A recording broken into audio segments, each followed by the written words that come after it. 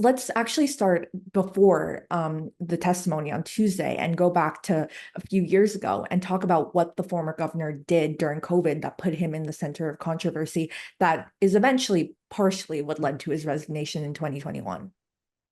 Yeah, on March 25th, 2020, his Department of Health, on a letterhead with his name on top, as well as the DOH Commissioner Howard Zucker, issued a mandatory order to the nursing homes to accept COVID positive patients that were being discharged from hospitals. The directive was a mandate. There was no you should, you could. It was you have to, and you had no ability to reject these individuals if they were COVID positive. And furthermore, it didn't take into account whether the nursing homes had the ability to care for them, whether they had the ability to separate COVID positive from negative, whether they had the staffing levels, whether they had the PPE. And I remember it very clear that day because I remember when I heard of the directive, it was shocking to me because we've always said all along that our seniors were the most vulnerable. And we quickly started reaching out to the governor's office and myself, other elected officials around the state. Nursing homes were complaining to us that they were very concerned. They felt that they could not handle this task and that they had no ability to reject these patients. And as a result, thousands of senior citizens passed away because that order was kept in place for months. And one of the most troubling things about the testimony that occurred on Tuesday was that the governor claimed that he did not know anything about this directive, that he did not approve it, that his health commissioner didn't approve it.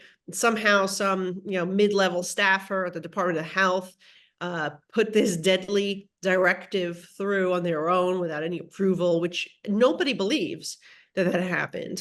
We find it very difficult to believe that this governor, who was a micromanager, that he did 111 daily briefings with all the details of what was going on in the state, all the new mandates, all the new responses, did not know that a directive of this magnitude went out on letterhead with his name and his commissioner's name. So I think it was one of the most shocking moments, the refusal to admit, any type of responsibility or to show any type of remorse. When asked the question, would you change this directive knowing what you know today after thousands of New Yorkers died? He said no. He said he would actually explain it more to nursing homes and communicate it more, trying to blame the nursing homes that they didn't, I guess, understand that they could reject patients, which was never the case. That's not what the directive says. As a matter of fact, it says they could not deny these patients. Nowhere in the directive does it say whether if you can't handle them, then we'll let us know and we'll send them somewhere else. That was never an option. And so it really is contrary to what the statements at the time he was making. And I think it was very sad to say that, that this was obviously a mistake, or in hindsight, this shouldn't have been. He tried to blame everybody, basically. Tried to blame everybody from the nursing homes to the nursing home staff members who were going out at night and coming and bringing COVID inside the nursing homes, he claimed. He tried to blame the federal government, the CDC and CMS, saying that their directive mirrored the federal government's guidelines. The federal government issued guidelines. These are recommendations, never said to mandate the nursing homes take COVID positive patients. It said that they could if they had the ability to care for them, and they could go about in a safe manner and separate them, right? But his order was very different. And so the fact that he kept pointing to the CMS and CDC guidelines as for justification was just ridiculous, because the wording is different. It's just one's a mandate, one's a recommendation, period.